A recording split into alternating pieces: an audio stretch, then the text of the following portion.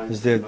Is there a buffet or something? That's always the joke. That's always the joke, right? No, I've heard that before.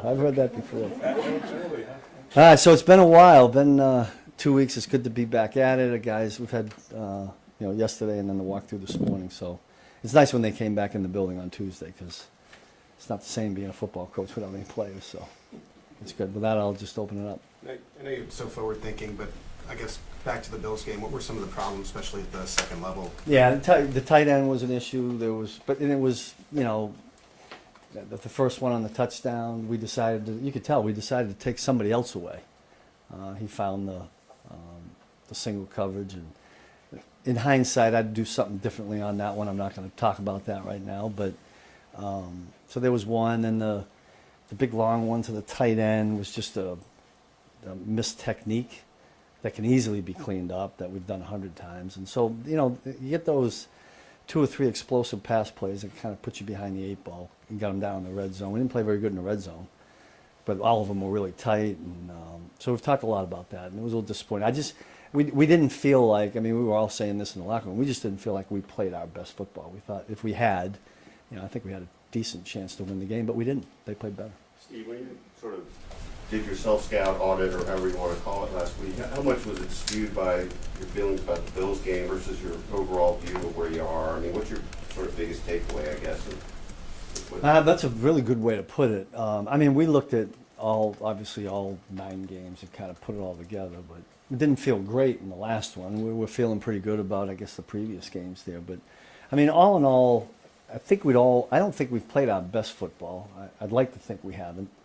I do think we need to play better for where we're headed and what we're about to face, not only in the game this week, but what we got going forward. So everybody needs to step it up. It's that time of the year. I think we got guys in our unit in the locker room that recognize that and know how to step it up. So hopefully that's what will happen. Coach, you mentioned the game this week. Historically, Sean Payton, even going back to his time with the Saints, incorporates a lot of 11 personnel. They consistently rank among the league leaders with that personnel package. What are some of the challenges and unique challenges facing the Payton offense? Well, I think they do a really good job of changing personnel. They end up in that a lot when you do the numbers and the percentages. That's certainly the highest, and especially early in games, they're rolling a lot of people. If you've watched we'll watch the TV games, and they're rolling bodies in and out. You got to stay on top of that. That's one thing.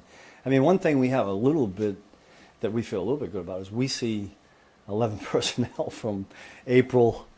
Our guys are in it all the time, so it's not something that we're uncomfortable with. But I think they do a really good job in what they have quarterback-wise and what he does really well, and I think that's why they've had some success.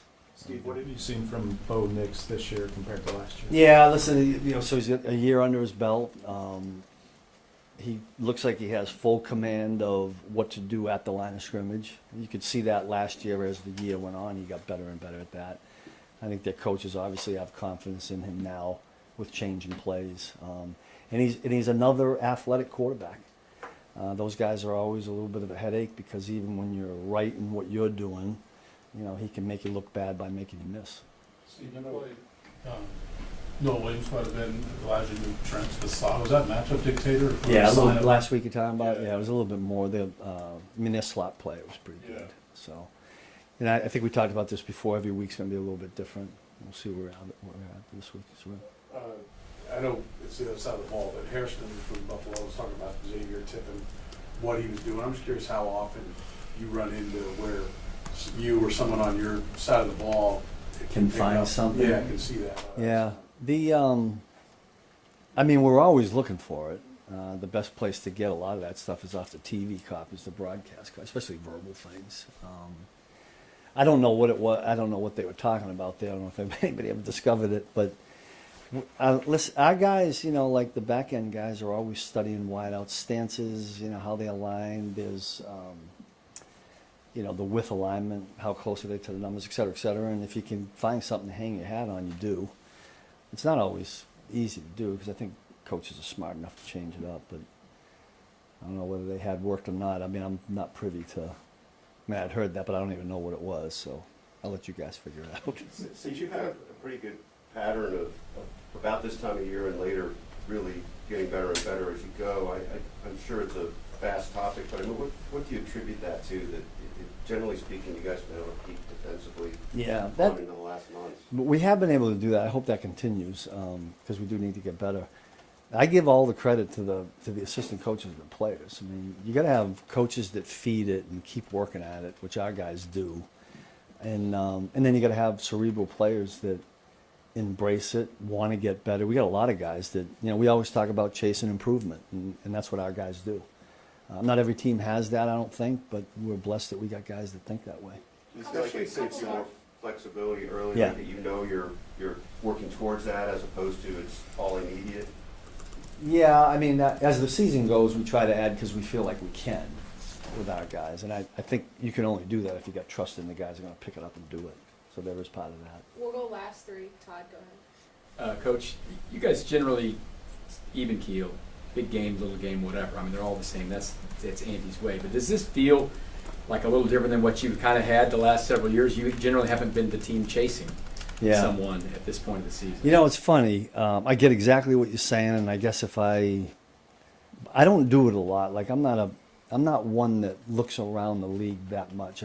I can honestly tell you that. I mean, and I couldn't tell you the standings of other divisions and all that. I just know I'm kind of just and Andy's built this way, and maybe it's from working with him all those years, but it is truly what's on the plate next. You know, I've always said, now it might be different now because we're at 17 games and not 16, but it's a race to win 10 games, you know, or win as many as you can, and then see if that gets you in the playoffs after. So that's kind of been where the thought process is. Now, look, we know going to Denver, it's a division game. They're really good, you know. Hopefully we're getting better. It's a big game, so I think our guys feel that. Steve, how important is it to keep Bo unsettled and out of rhythm? Yeah, it's a rhythm passing game. I mean, what they're really good at is the play action, what I call movement passes, you know, whether it's a boot or whether it's just play action and they block it up. They're really good at that. Now, that's not always easy to get them out of rhythm on those because they've got a lot of people packed in there, so a part of it comes back to tight coverage and getting them hold on the ball a little bit. And then we always talk about somebody's got to punch a hole in the protection. Last one, Pete. Yeah, I think we know where you'll go with this, but the Giants job opened up and your name was instantly connected. Yeah, we're good. We're playing Denver. Thank you. That make sense?